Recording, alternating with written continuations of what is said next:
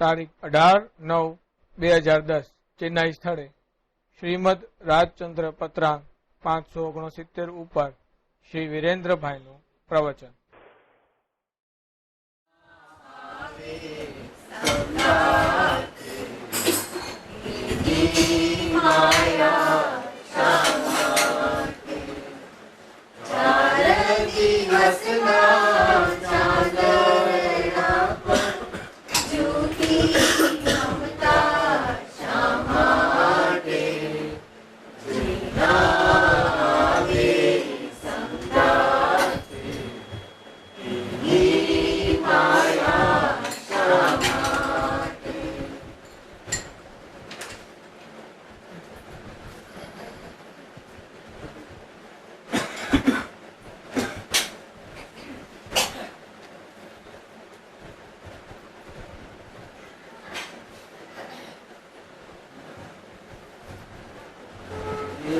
आपकी कृपा से सब काम हो रहा है।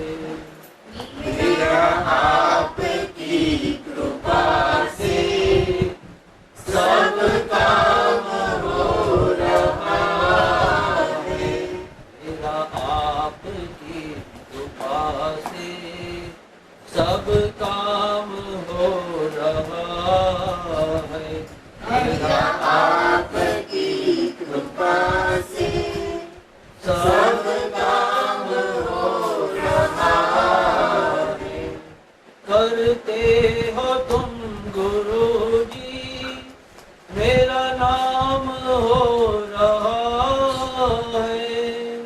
करते हो तुम गुरुजी मेरा नाम हो रहा है।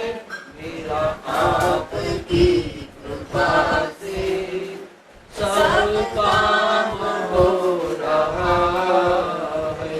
मेरा आपकी कृपा से सब काम हो रहा है।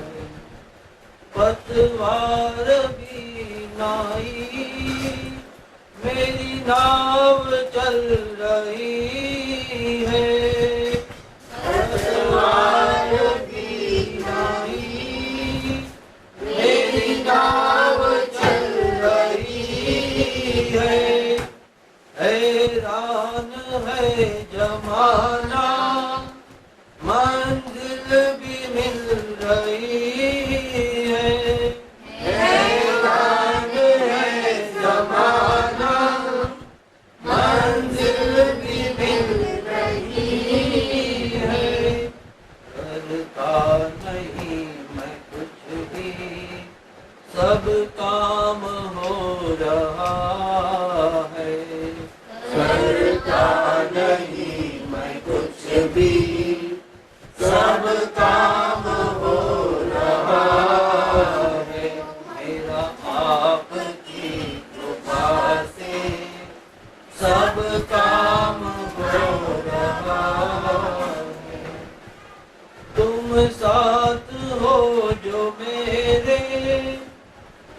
चीज की कमी है।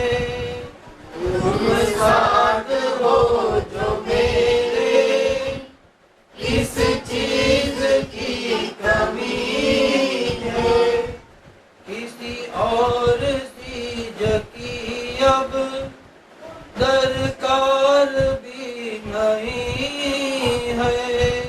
किसी और चीज की अब दरकार भी नहीं है।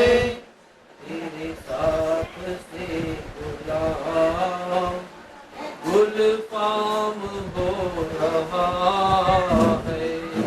तेरे साथ से गुलाब गुल फाम हो रहा है। तेरा आपकी कृपा से सब काम हो रहा है। मेरा आपकी कृपा से सब काम हो रहा है। मैं तो नहीं हूँ काबिल, बेड़ा पार कैसे पाऊं। मैं तो नहीं हूँ काबिल, बेड़ा पार कैसे पाऊं। टूटी हुई वाणी से गुणगान कैसे गाऊं। टूटी हुई वाणी से गुणगान कैसे गाऊं। तेरी ही प्रेरणा से ये कमाल हो रहा है। तेरी प्रेरणा से ये कमाल हो रहा है। मेरा आपकी कृपा से सब काम हो रहा है। मेरा आपकी कृपा से सब काम हो रहा है। करते हो तुम गुरुजी, मेरा नाम हो रहा है।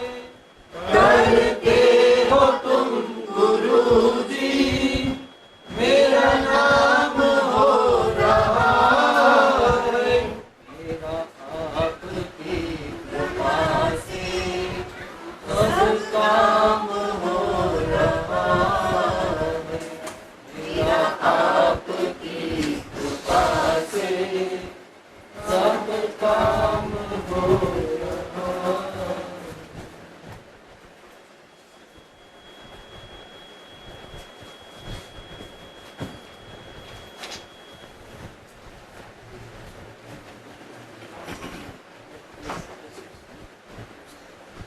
શ્રીમદ રાજચંદ્ર સતરાંગ 569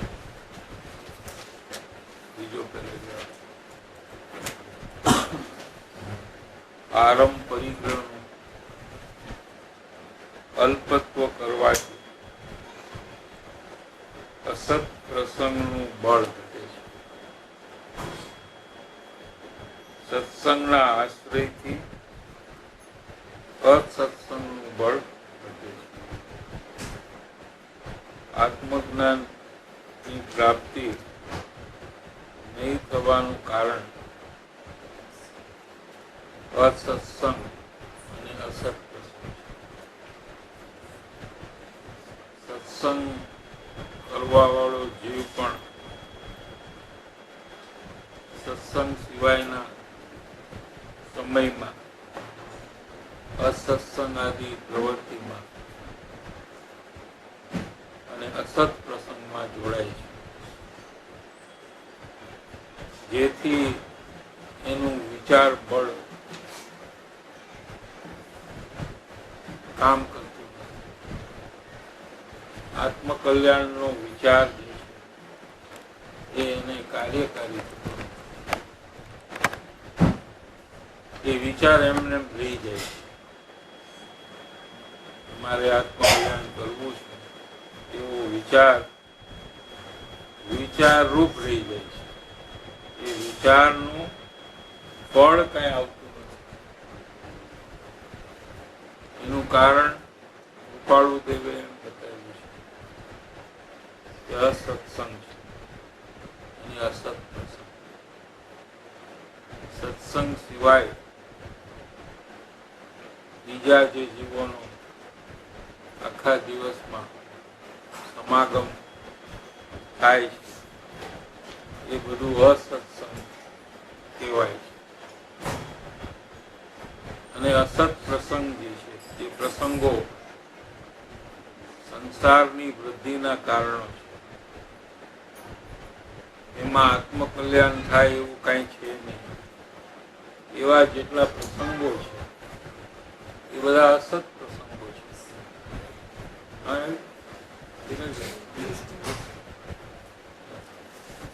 એ બધા અસત પ્રસંગો છે. એ અસત પ્રસંગમાં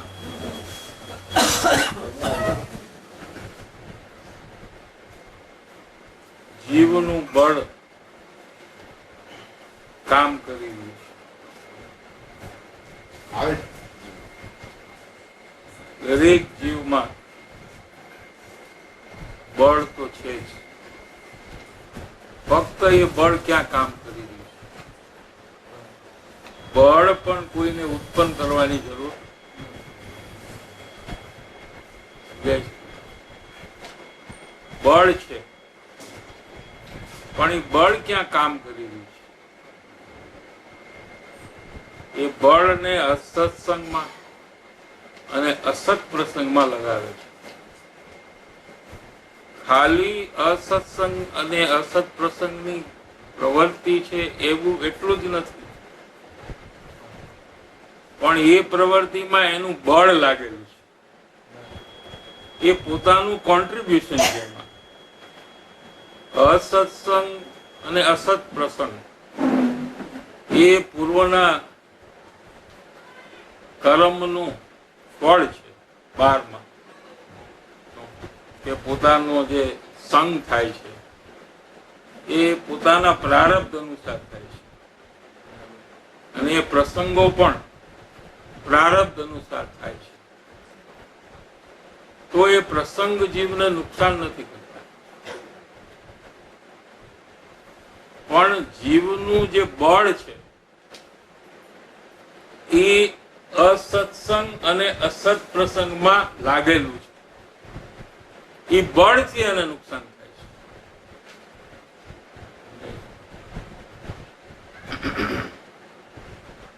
જો એ બળ ત્યાં ખર્ચાય નહીં, વપરાય નહીં, તો તે જ બળ આત્મ પ્રાપ્તિમાં કાર્યભૂત થાય. નવું કઈ બળ બહારથી લાવવાની જરૂર. જે બળ આપણામાં અત્યારે છે, મનુષ્ય થયો, સંઘની પંચેન્દ્રી થયો, એને ક્ષયોક્ષમ લબ્ધિ પ્રગટ થઈ છે, એમાં જ એને આ વિષયને સમજવાની અને આત્માના અનુભવ કરવાની તાકાત પણ સાથે છે એની પાસે. પણ એ તાકાત એટલે બળ એ અસત પ્રસંગને અસત્સંગમાં લગાવવા છે. એ પોતાના આત્મકલ્યાણમાં લગાવી શકતો નથી. એટલે આત્મકલ્યાણનો ખાલી વિચાર રહી જાય છે. મારે આત્મકલ્યાણ કરવું છે એવો વિચાર રહી જાય છે, પણ એ વિચારનું કઈ ફળ નથી આવતું. એનું કારણ અહીંયા કૃપાળુ દેવે બતાવ્યું છે. આરંભ પરિગ્રહનું અલ્પત્વ કરવાથી, આરંભ અને પરિગ્રહ, કોમ અને શોક, અને વિષયોને સંગ્રહ કરવાનો ભાવ એ પરિગ્રહ છે. એનું અલ્પત્વ કરવા છે, એટલે એને ઘટાડવા છે. અસત પ્રસંગનું બળ ઘટે છે. એટલે આપણે વાત થઈ ગઈ કે જે જીવ પ્રારબ્ધ લઈને આવ્યો છે એ પ્રમાણે એને સંયોગો મળે છે. કોઈ ગરીબ માણસ છે તો એને કોઈ પરિગ્રહ બીજાની અપેક્ષાએ ઘણો ઓછો હોય, અને કોઈ પુણ્ય લઈને આવ્યો હોય તો એને પુણ્યના ફળ સ્વરૂપે પરિગ્રહ વધારે હોય. તો હવે એ એમ વિચારે કે હું ગમે તેટલો પરિગ્રહ ઓછો કરું પણ આ ગરીબ માણસ જેટલો તો મારો થવાનો નથી, તો શું એ મારા કરતા વિશેષ અપરિગ્રહી છે? અહીંયા તો અલ્પત્વ કરવાની વાત કરી છે કૃપાળુ દેવે. તો પછી જે જીવ હવે આત્મકલ્યાણ કરવા તૈયાર થયો છે એ જે પ્રારબ્ધ અનુસાર એને ઉદયો છે, ત્યાં જે વસ્તુઓ એને મળી છે એ વસ્તુઓ વધારવાની જે ઈચ્છા છે હવે એમાં અલ્પત્વ પણ કરે છે. પહેલા જે ઈચ્છાના ઘોડા દોડતા હતા બધી જગ્યાએ, અને કોઈ હિસાબ વગરનું કાર્ય પર પદાર્થને મેળવવાનું કરતો હતો, હવે એમાં પોતે કાપ મૂકી દે છે કે આપણે જે છે એ બસ છે. જે પ્રારબ્ધ પ્રમાણે મળ્યું છે હવે આપણે કઈ વધારવું નથી, એવી જે ઈચ્છાઓ છે એ બધી ઈચ્છાઓ ને ઘટાડવી એનું નામ અલ્પત્વ કરવું કહેવામાં આવે છે. અથવા ઈચ્છા પ્રમાણે કાર્ય ન કરવાનો ભાવ, ઈચ્છિત પદાર્થને નહીં મેળવવાનો ભાવ, એવા પ્રકારના વિચારધારામાં આ જીવ આવે છે. એ આરંભ પરિગ્રહનું અલ્પત્વ કરવાથી આવા વિચારધારામાં આવેલો જીવને જે ઉદાસીનતા આવે છે અંતરમાં, એનાથી અસત પ્રસંગનું બળ ઘટે છે અને સત્સંગના આશ્રયથી સત્સંગનું અસત્સંગનું બળ ઘટે છે. શું કીધું અહીંયા? મેં એક વધારાનો શબ્દ કૃપાળુ દેવે મૂક્યો છે. સત્સંગથી અસત્સંગનું બળ ઘટે છે એમ નથી લખ્યું, પણ સત્સંગના આશ્રયથી અસત્સંગનું બળ ઘટે. એટલે સત્સંગ કોઈ કરે તો એનું અસત્સંગનું બળ ઘટી જાય એવું બનતું નથી. જો એ જીવ એ સત્સંગનો આશ્રય ન કરે તો. સત્સંગ કરવો અને સત્સંગનો આશ્રય કરવો એ બે અલગ વસ્તુ છે. સમજાય છે? સત્સંગ એટલે સરખી રુચિ વાળા જીવો, જે લોકોને આત્મકલ્યાણ કરવું છે, એના સમાગમમાં વિચારની આપ-લે કરીને આત્મકલ્યાણ કરવાનો પ્રયાસ છે, એને સત્સંગ કહેવામાં આવે છે. અને સત્સંગનો આશ્રય એ કંઈક બીજી જ વસ્તુ છે. તો સત્સંગમાં આવેલી વાત છે, જે પણ ઉપદેશ, એ ઉપદેશ અનુસાર પોતાનું જીવન બદલવું એ આશ્રય છે. ખાલી જે વાતને ધારી રાખે છે એ સત્સંગમાં લઈ શકાય, એને સત્સંગનો આશ્રય કર્યો નથી. અને સંસારિક પદાર્થનો જે આશ્રય છે એ એનો ઘટતો. એટલે સત્સંગમાં જે ઉપદેશ આવ્યો છે એ પ્રમાણે પોતાનું જીવન બદલવું એ એનો આશ્રય છે. અને એ આશ્રયથી જ અસત્સંગનું બળ ઘટે. સમજાય છે? ખાલી સત્સંગ કરવાથી અસત્સંગનું બળ ઘટતું. એટલે અસત્સંગમાં તન્મયતા થઈ જાય છે, સદાકાર જીવ થઈ જાય છે, પોતાનું ભાન ભૂલી જાય છે અને કેટલો સમય એમાં ચાલ્યો જાય છે એનો કોઈ હિસાબ રહેતો નથી. એવા જોરદાર અંતરમાં જોડાણથી એ અસત્સંગની પ્રવૃત્તિ કરે છે. એ કાળે એને તીવ્ર કર્મ બંધન થાય છે. સત્સંગના આશ્રયથી અસત્સંગનું બળ ઘટે છે. જેટલો આશ્રય સત્સંગનો એટલું જ અસત્સંગનું બળ ઘટે છે. પૂરો આશ્રય જો સત્સંગનો કરે તો અસત્સંગનું બળ જરાય કામ કરે નહીં. અને અસત્સંગનું બળ ઘટવાથી આત્મવિચાર થવાનો અવકાશ પ્રાપ્ત થાય છે. બળ છે જ્યાં અસત્સંગમાં તો આત્મવિચાર પણ અંદરમાં ઉત્પન્ન થતો નથી. પણ જ્યારે બળ ઘટવા માંડે છે ત્યારે અંતરમાં વિશેષ આત્મવિચાર ચાલુ થાય છે અને એ વિચારના ફળ સ્વરૂપે જીવ નિશ્ચય કરે છે કે હવે મારે આ જ કરવું છે અને નિશ્ચય અનુસાર એના પરિણામ ચાલવાનું ત્યારથી ચાલુ થઈ જાય છે. નહીતર ખાલી જો સત્સંગ સાંભળે અને વિચાર ન કરે તો નિશ્ચય પણ હોતો નથી. એટલે અસત્સંગની પ્રવૃત્તિમાં સંસારનો જે અનાદિકાળનો નિશ્ચય છે એ નિશ્ચય બદલાતો નથી.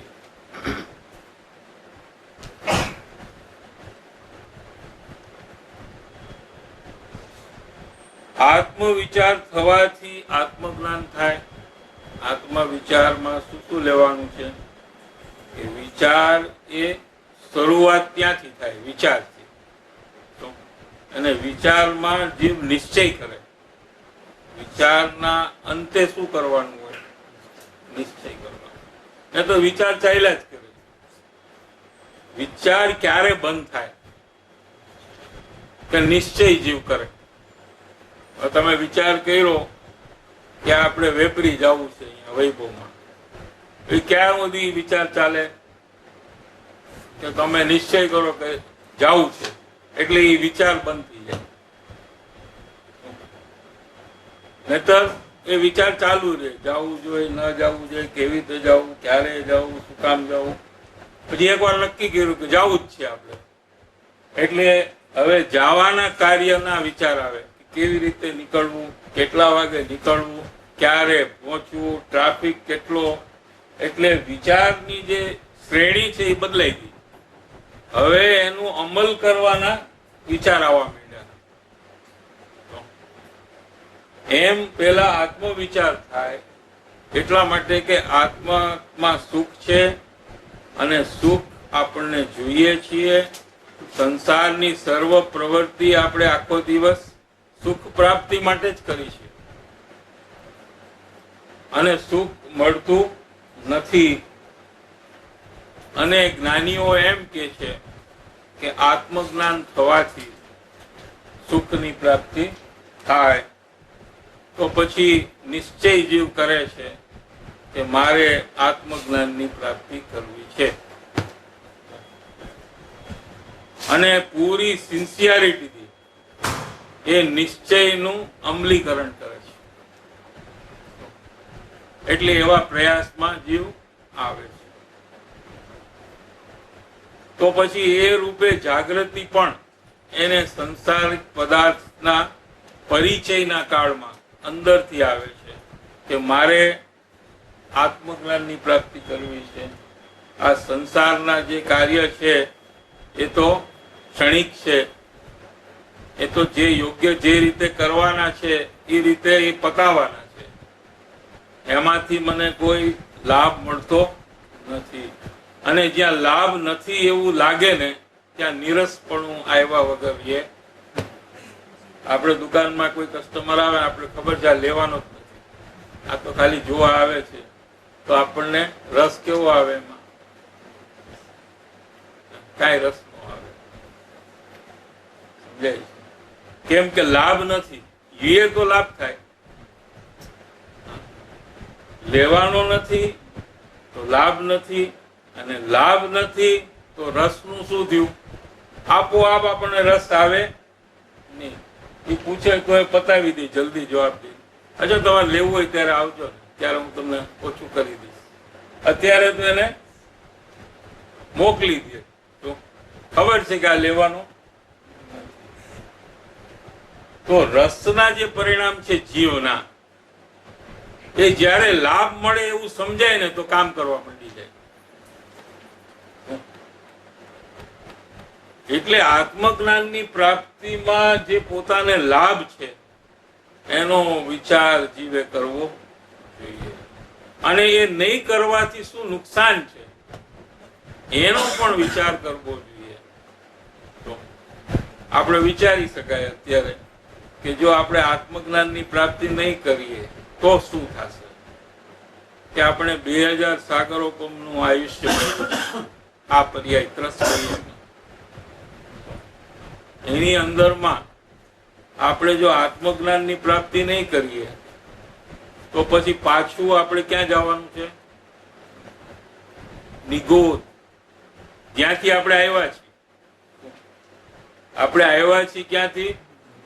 નિત્ય નિગોદથી, અને જવાનું છે ક્યાં? ઈતર નિગોદમાં.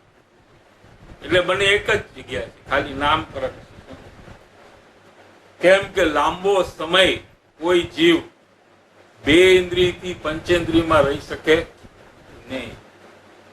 એટલે એ ટ્રાવેલિંગ ફેસ છે. હવે ટ્રાવેલિંગમાં કઈ કાયમ રહેવાય? આપણે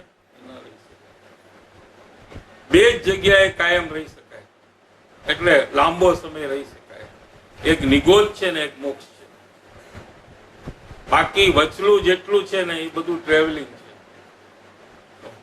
એટલે એ અરસામાં જો જીવ આત્મજ્ઞાનની પ્રાપ્તિ કરે તો એ મોક્ષમાં જાય અને ત્યાં સદાકાળ સુખમાં રહે, પૂર્ણ સુખમાં રહે. અને જો આત્મજ્ઞાનની પ્રાપ્તિ ન કરે તો વળી પાછું એને નિગોદમાં જવું પડે, અને પછી ત્યાંથી પાછો ક્યારે નીકળે એ કહી શકાય એવું નથી. હજી એમાં એટલા જીવો છે નિગોદમાં જે એક વાર પણ બહાર નથી નીકળ્યા હજી સુધી.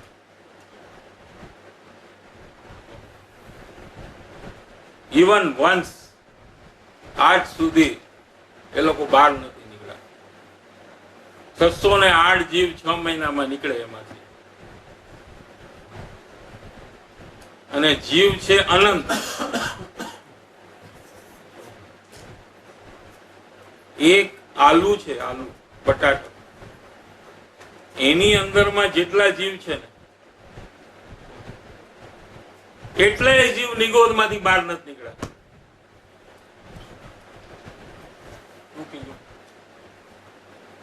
6 મહિનામાં 608 જીવ નીકળ્યા છે.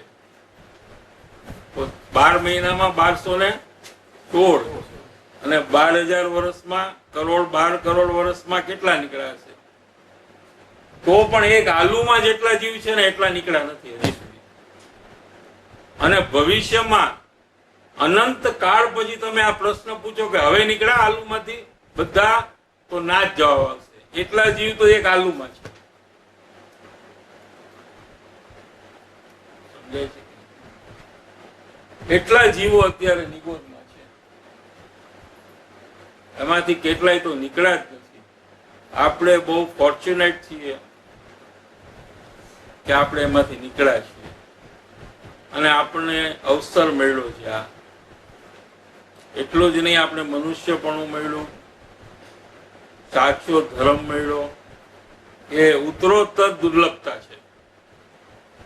અને આપણને પણ હવે આ વાત રૂચે છે, કારણ કે ધર્મ મળે ને પછી રૂચે નહીં આ વાત.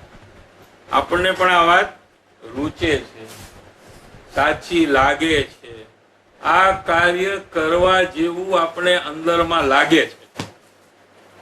આવી પોઝિશન આવવું એ બહુ અઘરું છે, જે આપણને આવી ગઈ છે. હવે આપણે થોડાક માટે આત્મજ્ઞાનની પ્રાપ્તિ ન કરીએ તો આમાં આપણો પોતાનો જ વાંક ગણાય. તો કોઈનો વાંક આમાં ગણી શકાય એવું.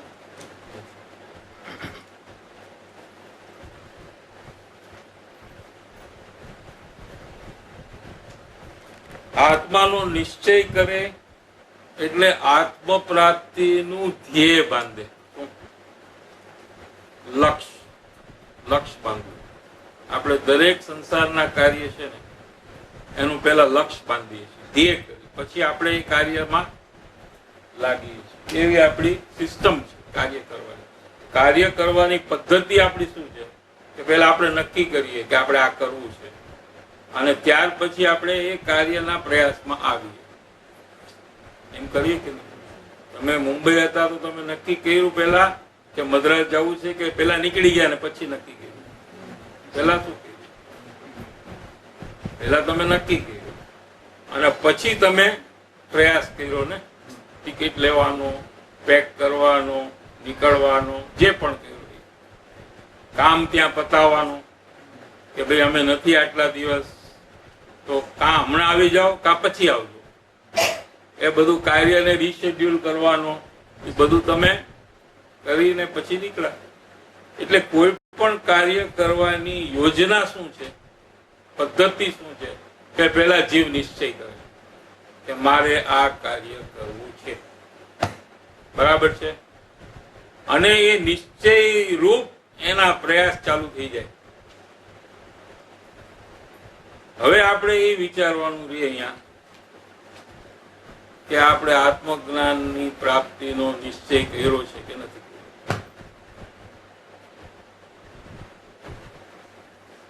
અને જો કર્યો હોય તો કેટલા વખતમાં કરવાનો નિશ્ચય કર્યો છે.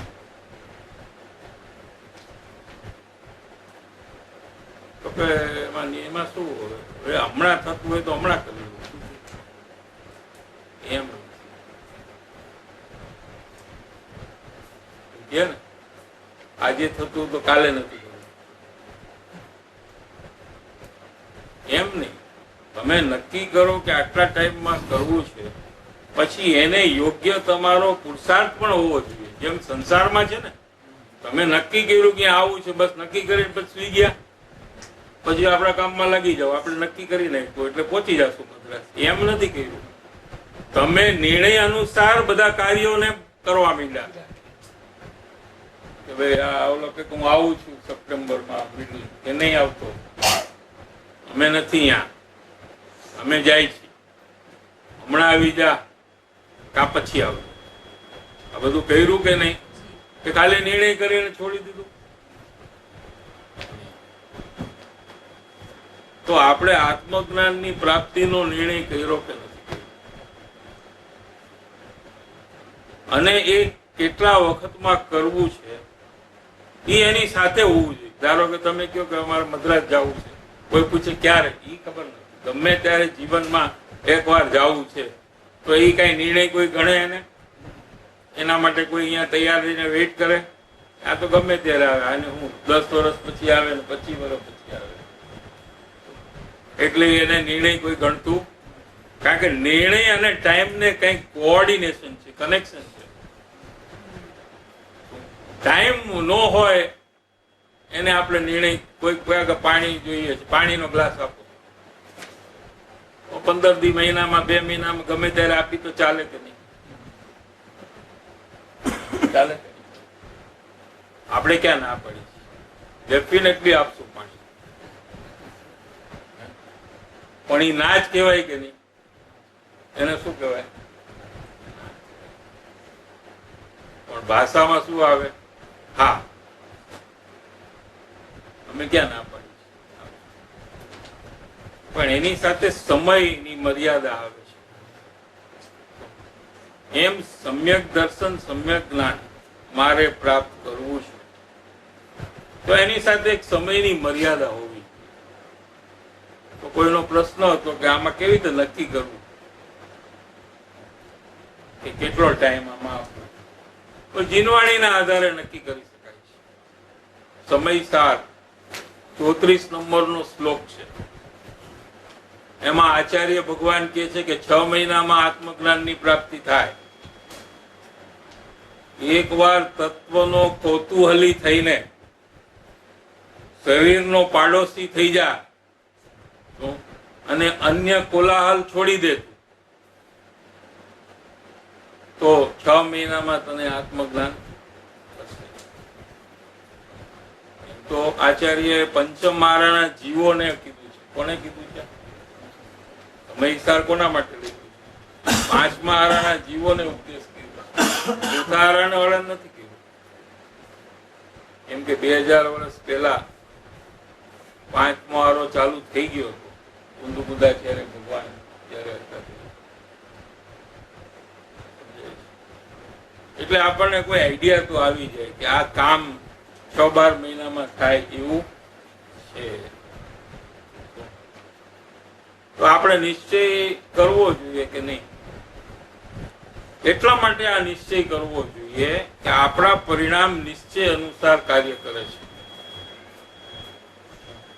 નિશ્ચય વગર કાર્ય થતું, એટલે આપણે બાણ છોડે જ રાખીએ તો નિશાન ઉપર લાગે જ એવું ક્યારે થાય? આપણે બાણ છોડે જ રાખીએ આમાં, ક્યારેક તો લાગશે. આપણે નકામાં બેઠા રહેશું તો લાગવાનું છે? નહીં લાગે. બરાબર છે. માટે બાણ છોડ્યા જ કરો. અઠવાડિયામાં 15 દિવસમાં 2-4 મિનિટ ગમે ત્યારે એકવાર તો અમારો સાથ છે તો લાગશે ને. એમ આપણે ધાર્મિક પ્રવૃત્તિ કરે રાખો, ક્યારેક તો આત્મજ્ઞાન થઈ જશે ને કે નહીં. જીવે નિશ્ચય કરવો જોઈએ કે મારે આ કામ પૂરું કરવું છે. શબ્દ બદલો. કરવું છે તો કરી રહ્યા છો. ચાલુ કરવું છે અથવા કરવું છે એવો નિશ્ચય તો છે, માટે ચાલુ રહ્યું છે. માટે આપણે સત્સંગ આદિ પ્રવૃત્તિ કરી છે. ન કરીએ તો આપણને તકલીફ થાય છે. કેમ થાય છે? કે આપણા નિશ્ચયથી વિરુદ્ધ કાર્ય થયું છે. આપણે નિશ્ચય કર્યો છે કે આપણે આ કરવું છે, એનાથી વિરુદ્ધ કાર્ય ક્યારે થાય? કે આપણે સત્સંગ આદિ પ્રવૃત્તિ બંધ કરી દઈએ તો આપણને તકલીફ થાય છે. કેમ કે નિશ્ચય વિરુદ્ધ જ્યારે પણ કાર્ય થાય ત્યારે તકલીફ થયા વગર એ નથી મજા આવતી. હમણાં 1-2 દિવસથી કઈ સત્સંગ કઈ વાંચન પણ થયું નથી, કઈ મજા આવતી. કેમ કે નિશ્ચય છે એટલે એવું થાય. સમજાય છે કે નહીં? એટલે નિશ્ચયમાં આટલું મોટું કામ થાય છે. અને નિશ્ચય કરવાની આપણામાં શક્તિ છે. આપણે એનો ઉપયોગ કરવો જોઈએ. આપણે મન મળ્યું છે, સંજ્ઞીપણું મળ્યું છે કે આપણે નિશ્ચય કરીને આ કામ કરી શકીએ. મનવાળા પ્રાણી જ સમ્યક દર્શનની પ્રાપ્તિ કરી શકે. કેમ કે નિશ્ચય કરવાની અને હિત અહિતને જાણવાની શક્તિ મનવાળાને જ હોય છે.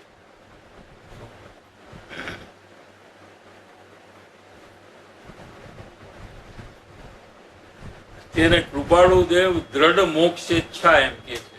એમના શબ્દોમાં એમ આવે છે. એ જ વાત છે. અને ગુરુદેવ શ્રી પૂર્ણતાના લક્ષ્ય શરૂઆત તે જ વાસ્તવિક શરૂઆત છે એમ ગુરુદેવ શ્રી વચનામૃત નંબર 6 માં કહે છે. આ વાત પૂર્ણતાના લક્ષ્ય જીવે શરૂઆત કરવી જોઈએ, તો જ વાસ્તવિક શરૂઆત છે.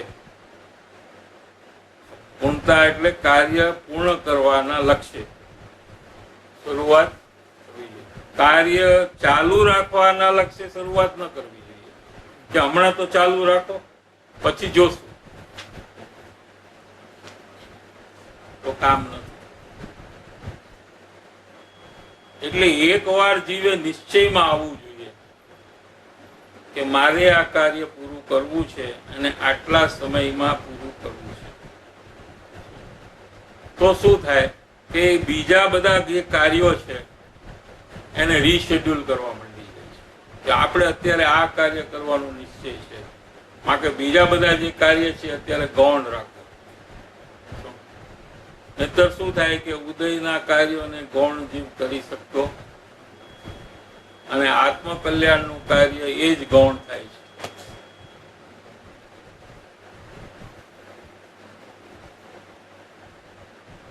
અને આત્મજ્ઞાનથી નિજ સ્વભાવ ભાવ સ્વરૂપ સર્વ ક્લેશ અને સર્વ દુઃખથી રહિત એવો મોક્ષ થાય છે. મોક્ષની વ્યાખ્યા કે જેમાં કોઈ ક્લેશ અને કોઈ દુઃખનો અંશ પણ નથી, અથવા પૂર્ણ સુખ જેમાં છે એનું નામ મોક્ષ છે. એના બે ભેદ છે, એક દ્રવ્ય મોક્ષ અને એક ભાવ. એટલે સિદ્ધાલયમાં બિરાજમાન થવું એને શું કહેવાય? દ્રવ્ય મોક્ષ. જે ક્ષેત્રથી અહીંથી જઈને ત્યાં બિરાજમાન થાય. અને ભાવ મોક્ષ છે એ તો અહીંયા નિજ શુદ્ધતા છે, પૂર્ણ શુદ્ધતા, એ મોક્ષ છે. એ આત્મામાં થાય છે અને જેનું કારણ આત્મજ્ઞાન છે. આત્મજ્ઞાન તે મોક્ષનું અનન્ય કારણ છે. આત્મજ્ઞાનથી નિજ સ્વભાવરૂપ એવો મોક્ષ થાય છે. એ વાત કેવળ સત્ય છે. આ વાત સત્ય છે.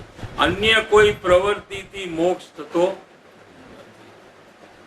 કોઈ શુભ પ્રવૃત્તિથી મોક્ષ થતો, એક આત્મજ્ઞાનથી જ મોક્ષની પ્રાપ્તિ થાય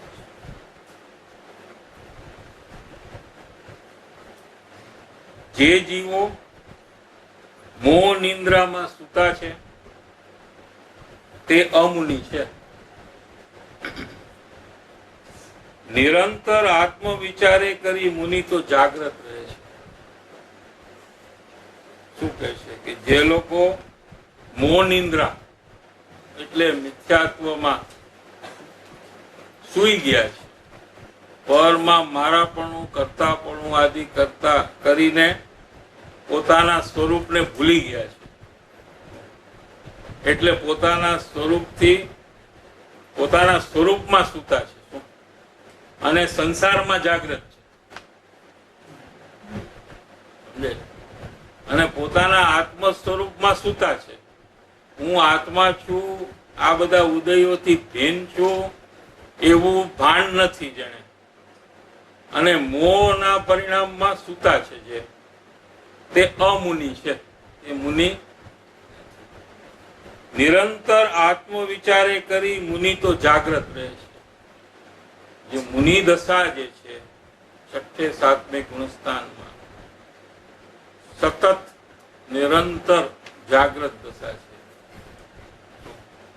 અને એની શરૂઆત 4થે ગુણસ્થાને થાય છે. મુનિને ઘણી જાગૃતિ વિશેષ હોય છે. એમને નિર્વિકલ્પ અનુભૂતિ, એટલે 6ઠું ગુણસ્થાનમાં વિકલ્પ વાળી દશા હોય અને 7મું ગુણસ્થાનમાં નિર્વિકલ્પ આત્માનો આનંદ, પ્રચુર આનંદ, પ્રચુર સ્વસંવેદન ચાલુ થઈ જાય. એટલે ટોટલી કટ ઓફ થઈ જાય દુનિયાથી. એવી દશા આનંદની એમાં ઝૂલે છે મુનિરાજ. ઝૂલો હોય ને એ કઈ સ્થિર રહે? એમ 6ઠું ગુણસ્થાન 7મું ગુણસ્થાન, 6ઠું ગુણસ્થાન 7મું ગુણસ્થાન, એવી દશા મુનિની હોય છે. એને મુનિ કહેવામાં આવે છે. સેકન્ડોમાં આત્માનો અનુભવ થઈ જાય અને સેકન્ડોમાં 6ઠે ગુણસ્થાને આવે. આપણે કોઈ હિસાબ કર્યો હતો ને, 19 સેકન્ડ માં 12 હોય અને 0.5 સેકન્ડની અડધી હાફ ટાઈમ આત્મામાં હોય. એમ ઝૂલે એવી દશા મુનિરાજની હોય છે. એટલે વિશેષ જાગૃતિ અંતરમાં હોય છે એમને. એટલે 6ઠે ગુણસ્થાને આવે ત્યારે નિંદ્રા હોય અને 7મે ગુણસ્થાને આવે ત્યારે નિંદ્રા હોતી. એટલે કેટલી નિંદ્રા મુનિરાજની હોય, એવી દશા મુનિની હોય છે. એ હાલતા ચાલતા સિદ્ધ છે. મુનિરાજ છે તે હાલતા ચાલતા સિદ્ધ છે.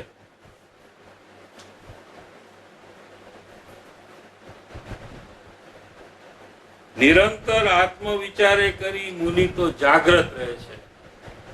આત્મવિચાર એટલે આત્માના વિકલ્પ કરે છે એમ નહીં. આપણે આત્મસિદ્ધિમાં પણ છે કર વિચાર તો પણ, એટલે કઈ આત્માના વિકલ્પો જ કરવાથી આત્માની પ્રાપ્તિ થાય એમ નથી કેવું. અહીંયા સમજાય છે?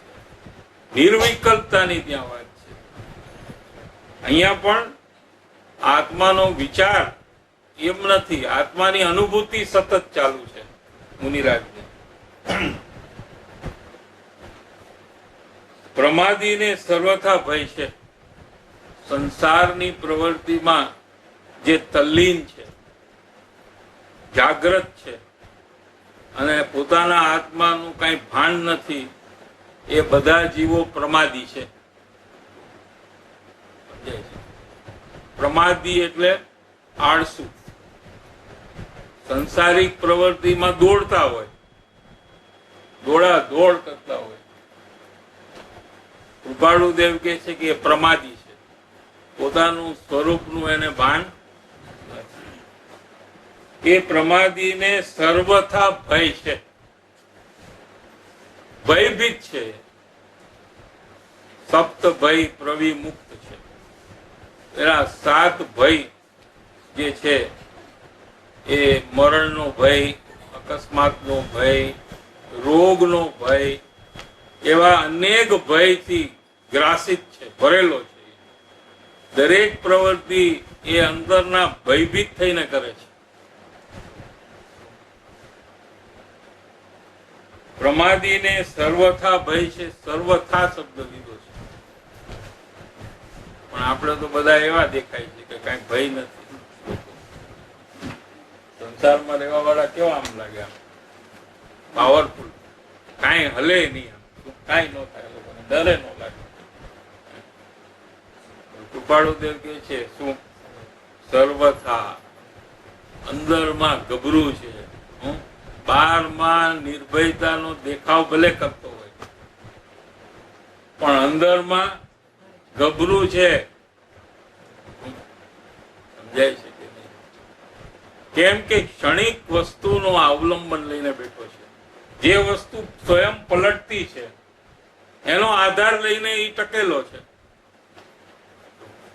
શરીર અને અંદરમાં રાગ દ્વેષના પરિણામ, એ બધા ક્ષણિક ભાવો છે. એ ક્ષણિક ભાવોમાં પોતાપણું છે. એને જ્ઞાન દશા કોને કહેવાય? શરીર અને અંદરમાં રાગાદી ભાવ થાય, એમાં પોતાપણું જેને હોય એને અજ્ઞાની કહેવામાં આવે છે. હવે જે વસ્તુ સ્વયં નાશવાંત હોય, એ હું છું એવું જેને અનુભવમાં હોય, એને ભય ન હોય તો શું હોય? જે કાયમ ટકતી કોઈ વસ્તુ હોય, એ હું છું એમ જેને હોય, એ નિર્ભય હોય. એ પોતાનો આત્મા છે. પોતાનો આત્મા છે એ શાશ્વત પદાર્થ છે, અવિનાશી છે.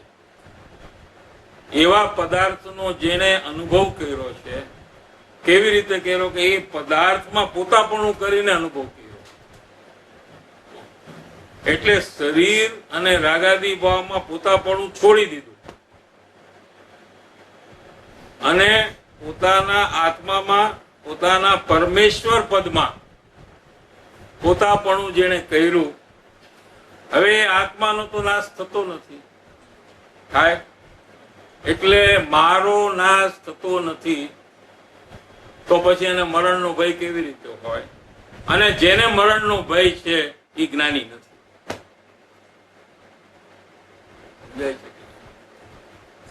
જેના માટે મરવું કે જીવવું બે સરખું છે, એ જ્ઞાની છે. કારણ કે મરવું જીવવું એ કઈ છે, કઈ પ્રોબ્લેમ જ નથી. એ તો આ શરીર બદલીને બીજા શરીરમાં જવાનું. જેમ કપડાં બદલી તો આપણે ડર લાગે, જૂના કપડાં છોડીએ તો આપણે ડરી જાય, નવા કપડાં પહેરીએ તો એમ આ શરીર છે. આત્મજ્ઞાનની પ્રાપ્તિ થાય તો નિર્ભયતા આવ્યા વગર રહે. એટલે પ્રમાદીને સર્વથા ભય છે, અપ્રમાદીને કોઈ રીતે ભય નથી. બંને પ્રતિપક્ષ છે.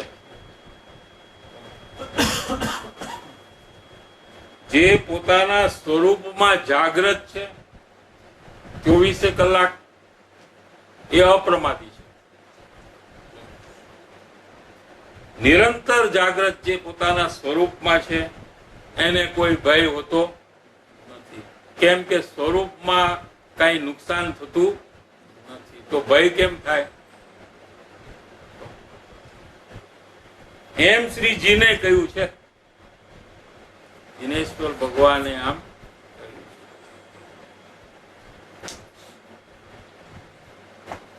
સર્વ પદાર્થનું સ્વરૂપ જાણવાનો હેતુ માત્ર એક આત્મજ્ઞાન કરવું એ જ છે. ટોટલ મારી દીધું કે કોઈ બી પદાર્થનું જાણવું જે છે એમાં હેતુ શું છે? એક આત્મજ્ઞાન. કેમ કે જાણવું બધું વિસ્મરણ થવાનું છે. જેમ બહુ બદલાય એ બધું નાશ થઈ જવાનું છે. જો આત્મજ્ઞાનની પ્રાપ્તિ ન કરી તો એનું કઈ ફળ નથી.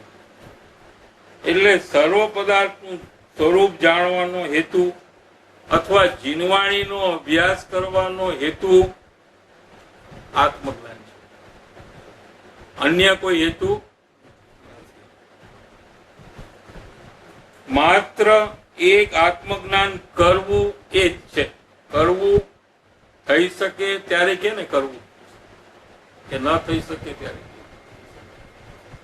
એટલે આમાં એ વાત આવી ગઈ કે કરવું એટલે થઈ શકે છે, માટે કીધું છે આપણને કરવાનું.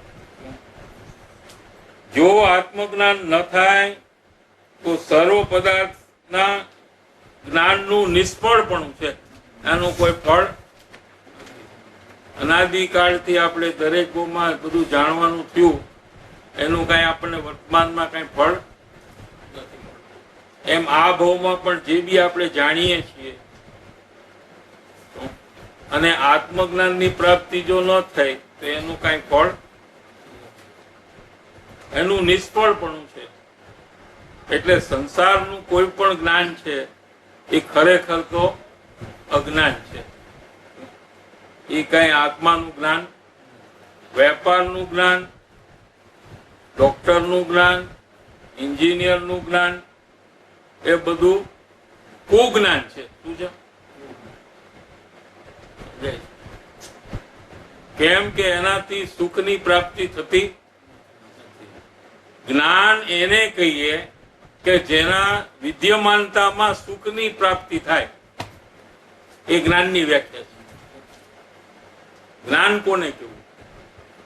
કે જે જ્યારે પ્રગટ થાય તો એની સાથે અવિનાભાવીપણે સુખ પણ પ્રગટ થાય, એને જ્ઞાન કહેવામાં આવે છે. બાકી બધું અજ્ઞાન છે.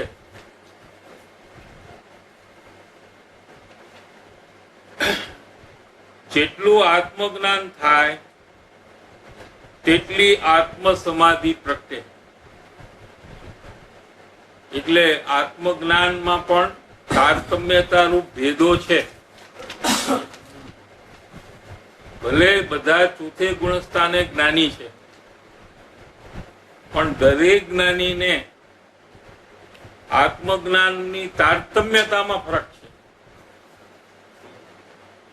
જે વિશેષ આત્માનું અવલંબન અંદરમાં લે છે અને આત્મામાં તન્મયતા જેની વિશેષ છે, એને આત્મ સમાધિ પણ વધારે છે.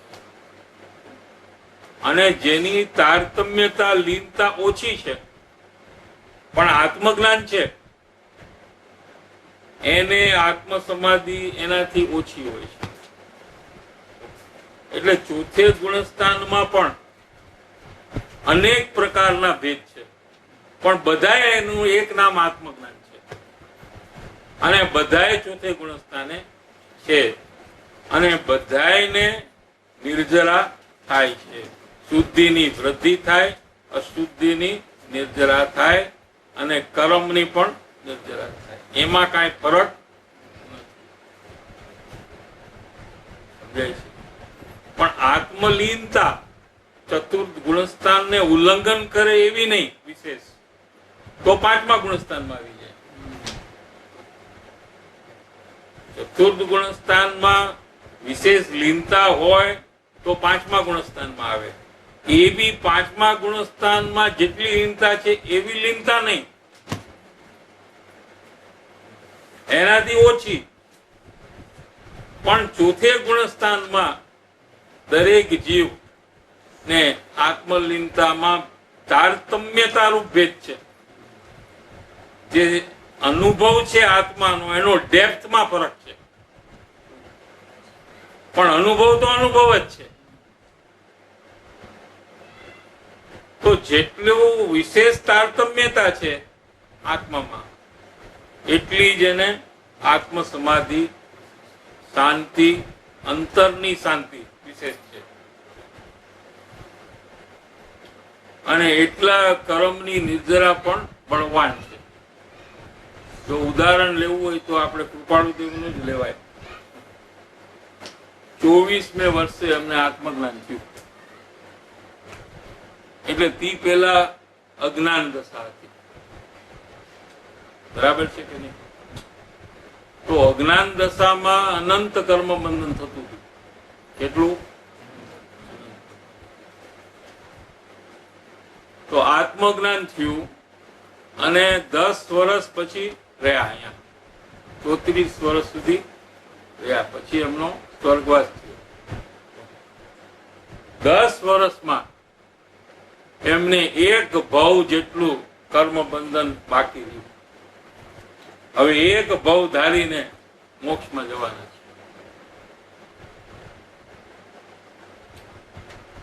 સમજાય છે કે એક દેહ અહીંથી સ્વર્ગમાં ગયા છે, પછી ત્યાર પછી મનુષ્ય થશે, અને એ જ ભવે કેવળ જ્ઞાન લઈને મોક્ષની પ્રાપ્તિ કરશે. તો કેટલું કામ થયું અને કેટલા વખતમાં થયું? 10 વર્ષ. એ 10 વર્ષમાં વેપાર કરતી પ્રવૃત્તિમાં પણ એમને ઘણી નિર્જરા કરી છે. વેપાર કરતા કરતા પણ એમને ઘણી નિર્જરા કરી છે. એમના બધા પત્રોથી અંતરદશા આપણને ખ્યાલમાં આવે છે કે ઉદયના કાળમાં એ કેવા પ્રકારે ભિન્ન રહેતા હતા.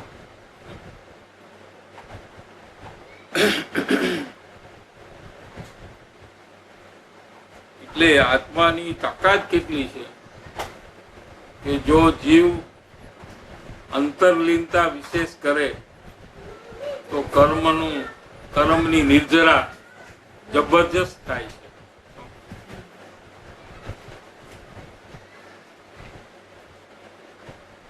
જેટલું આત્મજ્ઞાન થાય તેટલી આત્મ સમાધિ પ્રગટે.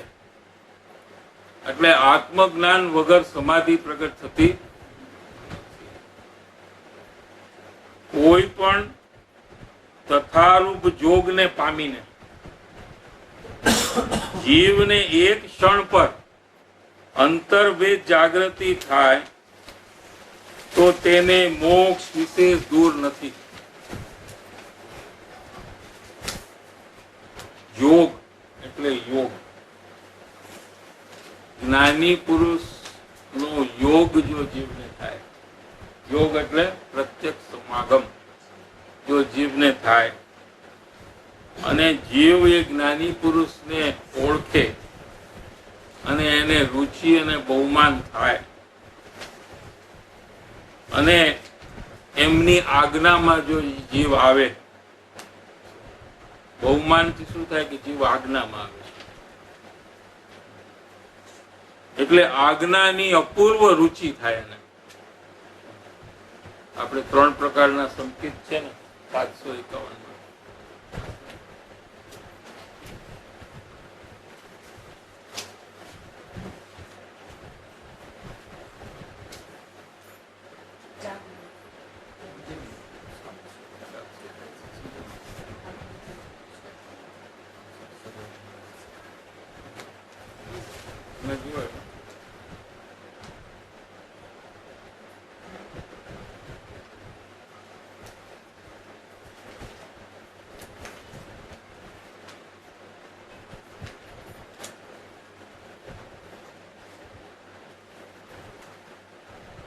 આત્મસિદ્ધિમાં કહેલા સંકિતના પ્રકારનો વિશેષાર્થ જાણવાની જિજ્ઞાસાનો કાગળ મળ્યો છે.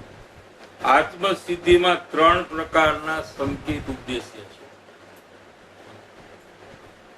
142 ગાથા છે, એમાં 3 પ્રકારના સંકિતની વાત આવી છે.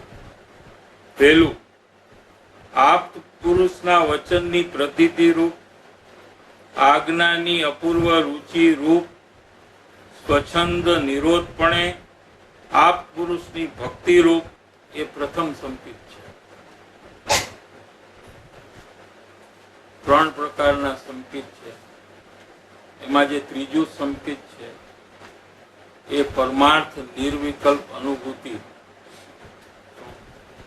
એ ત્રીજું છે. અને પહેલા ને બીજા જે છે એ એના કારણો છે. કારણને કાર્યમાં ઉપચાર કરીને જૈન દર્શનમાં કારણમાં કાર્યનો ઉપચાર કરવામાં આવે છે. એટલે પ્રથમ સંકિત જે છે એ બીજા સંકિતનું કારણ. એટલે કોઈને પ્રથમ સંકિત થયા વગર બીજું ને ત્રીજું સંકિત કદી ન થાય. ત્યારે જ એને અનન્ય કારણ કહેવામાં આવે. એ કારણ અન્ય ન થઈ શકે એને અનન્ય કારણ કહેવામાં આવે છે. પહેલું સંકેત શું છે કે આપ્ત પુરુષ એટલે જ્ઞાની થી લઈ અને ઉપર જેટલા છે બધા આપ્ત પુરુષ છે. એના વચનની પ્રતીતિ, એમના વચનનો વિશ્વાસ એક લક્ષણ. આજ્ઞાની અપૂર્વ રુચિ બીજું. એ જે ઉપદેશ આપે છે એ જ મારા ઉપર આજ્ઞા છે. કઈ આજ્ઞા કહેતા નથી, કઈ એમ કહેતા નથી કે હવે હું આજ્ઞા કરું છું તમને, એવું કઈ કહેતા. પણ સાંભળનાર જીવને એમ લાગે છે કે જે બી મને કે મારા માટે આજ્ઞા છે એટલે મારે એ કરવાનું છે. એની અપૂર્વ રુચિ છે. પાછી પરાણે નહીં હવે શું કરીએ, નહીં કરીએ તો આપણે આત્મજ્ઞાન નહીં થાય, આવો ધર્મ છે એટલે હવે આપણે કરીએ છૂટકો, એમ નહીં. અપૂર્વ રુચિ છે, હોશ છે કે કઈ કયો તમે, મારે કરવું છે, એવો અંતર્ભાવ છે. અત્યારે એમ કે ભાઈ જો ભાઈ તમે, હું તમારી આજ્ઞા માનું છું પણ તમે મહેરબાની કરીને એવું કહેજો કે હું કરી શકું. બાકી તમે એવું કઈ કહી દેશો તો પછી મને પ્રોબ્લેમ. એમ નહીં. અપૂર્વ રુચિ છે. શું કામ અપૂર્વ રુચિ છે? એનું કારણ છે કે એને નિશ્ચય થયો છે કે એ જે કે એમ હું કરીશ તો મારું અવશ્ય હિત થશે, હું સર્વ દુઃખ થી છૂટી જઈશ. માટે એને અપૂર્વ રુચિ છે. એ બીજું ફેક્ટર છે. ત્રીજું, સ્વચ્છંદ નિરોધપણે એટલે પોતાની સમજણનો આગ્રહને છોડીને. એટલે શું કે તમે કહો છો એ બરાબર છે પણ આમ પણ છે, આ બીજી રીતે વિચારીએ તો આમ પણ એ સ્વચ્છંદ છે. શું છે? એનો નિરોધ કરે છે. એટલે છે એનો નિરોધ થાય કે ન હોય એનો નિરોધ થાય. અજ્ઞાન દશા છે ને એટલે સ્વચ્છંદ હોય જ, અને એનો નિરોધ કરે કે મારી સમજણથી મને સુખની પ્રાપ્તિ થવાની જ નથી. અનાદિકાળથી મારી સમજણથી જ મેં પ્રયાસ કર્યો છે, તેથી જ મારું કાર્ય થયું નથી. સમજાય છે? માટે હવે પોતાની સમજણનો આગ્રહ છોડી દે છે. કેમ કે મારે હવે રખડવું. એટલે સ્વચ્છંદ નિરોધપણે આપ્ત પુરુષની ભક્તિ. ભક્તિમાં જોડાય છે. આ વિશ્વના કોઈ બી પદાર્થ પ્રતિ એને એવો સ્નેહ નથી જેવો એને જ્ઞાની પુરુષ માટે છે. એ ભક્તિ એને પ્રથમ સંકિત કહેવામાં આવે છે. આવું પરિણમન જે જીવને થાય એને પ્રથમ સંકિત થઈ ગયું છે. હવે એને બીજું અને ત્રીજું સંકિત થશે.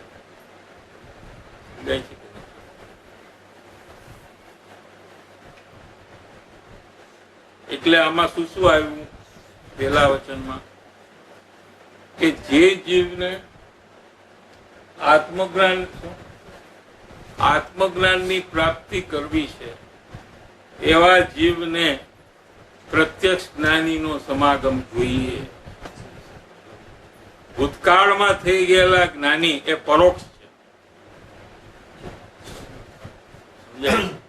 એટલે વર્તમાનમાં પ્રગટ સજીવન મૂર્તિ જોઈએ.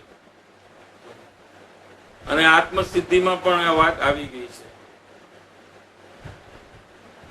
આગળ થઈ ગયેલા જ્ઞાની અને વર્તમાનમાં હોય થાશે કાળ ભવિષ્યમાં. એટલે પાંચમા આરાના અંત સુધી જીનાગમમાં જ્ઞાની અને મુનિનો સદભાવ કીધો છે.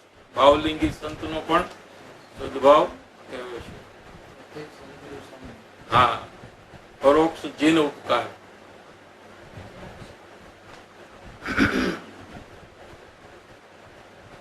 એટલે કોઈ વિદ્યમાન જ્ઞાની પુરુષ ને શોધ કરવી જોઈએ. એ પણ છે ને આપણે એક સત્પુરુષ ને શોધના પરિણામ થવા જોઈએ જીવને. અને કોઈ જ્ઞાની પુરુષ એને મળે તો એને ઓળખતા આવડવું જોઈએ. બાકી એને પૂછીએ આપણે તો એને કેવું હોય તો કે, ને ન કેવું હોય તો તમારી પાસે કેટલા પૈસા છે, કેટલી સંપત્તિ છે, કોને ખબર હોય? પતિને જેટલી હોય ને પત્નીને ન ખબર, બાપને જેટલી હોય છોકરાને ખબર હોય. કહી દઈએ આપણે, to the last penny I have this much money.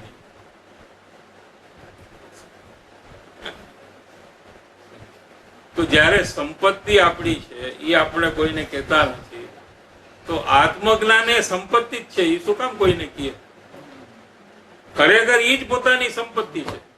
શરીર, કુટુંબ, પરિવાર ક્યાં સંપત્તિ છે? અને કોઈના કહેવાથી આપણને ફાયદો શું?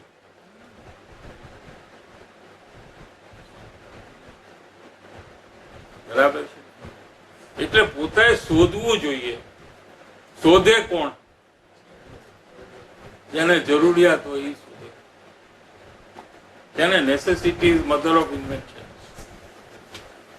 હવે જરૂરિયાત કોને હોય? કે જેને આત્મકલ્યાણ કરી જ લેવું છે, ગમે તે ભોગે, એને જરૂરિયાત લાગે. જેને હમણાં કરવું નથી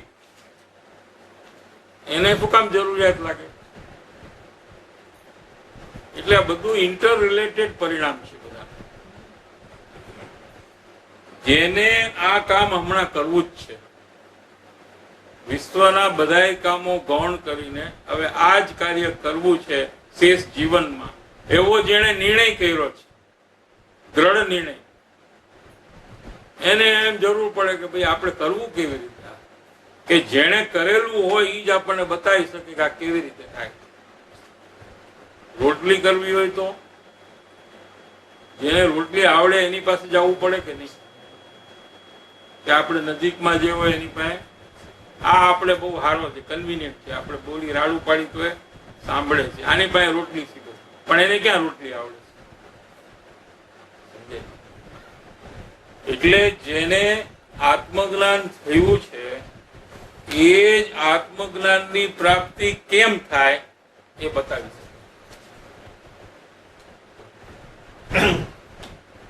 બીજો જો બતાવે તો એ પોતે કેમ નથી કરતો, આ પ્રશ્ન થાય ને કે એ કરાય નહીં, પણ એના મનમાં થાય. કર્યા વગર આ પ્રશ્ન થાય. તમે મને આઈડિયા આપો કે આમ તમે કરો તો તમે આજે કરોડ રૂપિયા કમાઈ શકો.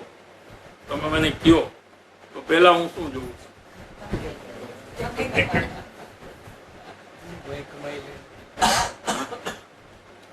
શું જોઉં?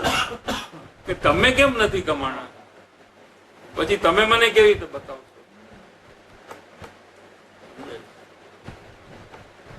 એટલે આમાં શું છે કે આત્મજ્ઞાનની પ્રાપ્તિ જેને કરી હોય એને એ કાર્ય કેવી રીતે કર્યું એ એને જ ખબર હોય, અને એ જ બતાવી શકે કે આ કાર્ય કેવી રીતે થાય. ગમે તે પ્રોબ્લેમમાં એનું સોલ્યુશન શું છે એ ખાલી આત્મજ્ઞાનીને જ ખબર હોય. એવો એકે પ્રોબ્લેમ ન હોય કે જે આત્મજ્ઞાનીને ખબર ન હોય, કેમ કે એમાંથી પસાર થયો હોય. એટલે એને ખબર હોય, અને એ વાત આપણે જયારે એપ્લાય કરીએ આપણામાં તો આપણો પ્રોબ્લેમ સોલ્વ થઈ જાય. એનાથી આપણને શું થાય? પ્રતીતિ થાય, વિશ્વાસ આવે. આ રે વચનની પ્રતીતિ આવી રીતે થાય. એમને જે કીધું છે એ જેવું અમલમાં મૂકીએ આપણે તો એનો લાભ જે થાય એનાથી કહેનારની પ્રતીતિ આવે. સમજાય છે? અને બીજી આજ્ઞાઓ, બીજી વાત માનવાનો ઉત્સાહ આવે. એક વાતમાં તમે મને કીધું અને હું કરું અને કરોડ રૂપિયા મને મળી ગયા, પછી હું શું કરું? પછી તમે વ્યાજ જાઓ બોમ્બે, તો હું શું કરું? હું બોમ્બે આવું કે નહીં તમારી પાછળ?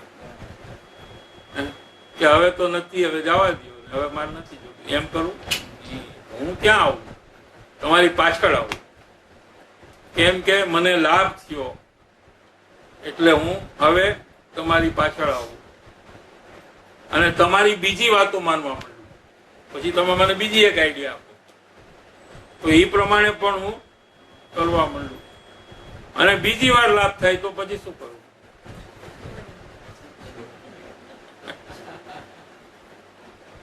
આવી રીતે પ્રતીતિ થાય છે. અને આવી રીતે જે આજ્ઞા છે એની અપૂર્વ રુચિ થાય છે. બીજી વારે વિશેષ ઉત્સાહથી હું એ કામ કરું છું, કારણ કે એક વાર કરોડ મળી ગયા તો બીજી વાર મારા ઉત્સાહનું કઈ કહેવું પડે કે ન પડે? વધારે ઉત્સાહથી કરું, વળી પાછો ફાયદો થાય તરત જ કરું પાછો. કેમ કે લાભ તો તરત જ જોઈશે. અને એ પતાવીને ત્રીજી આજ્ઞામાં હું આવી જાઉં કે હવે થર્ડ કયો? તો તમે મને પૂછો ઓલા બે કરીને કે નહીં? તે પેલા કરી આવું પેલા, પછી બીજી વાત કે થઈ ગયા, બધું આપણે મળી ગયું છે, હવે આગળ વાત. સમજાય? બહુ આમ સાયન્ટિફિક એ છે. આમાં કઈ કૃપાળુ દેવે કઈ નવો માર્ગ નથી કર્યો. આ બહુ નેચરલી જે પરિણામ થાય છે એની વાત છે. એટલે આજ્ઞાની અપૂર્વ રુચિ થાય અને પોતાની સમજણને પછી વચ્ચે રાખવાનો ભાવ આવે. તો હું તમને એક આઈડિયા આપું છું, તમે મને 3 આઈડિયા આપ્યા ને, તો હું તમને એક નવો આઈડિયા આપું, એવું મન થાય? આપણે તો ખાલી આઈડિયા લેવાના જ છે, દેવાના, કારણ કે આ આપણાથી ઘણો આગળ છે. એટલે પોતાની જેટલી સમજણ હોય એ એક બાજુ રહી જાય, એનો ઉપયોગ કરાય. જ્ઞાનીની પાસે કરાય. સમજણ અને ચપ્પલ એક જ જગ્યાએ રખાય.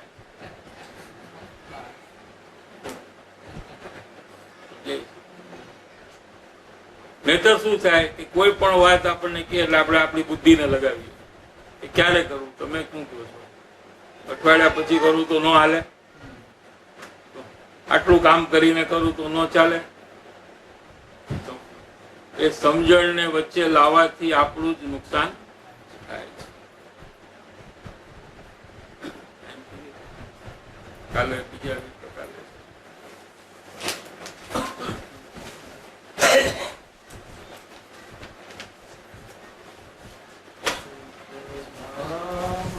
અનંત સુશાંત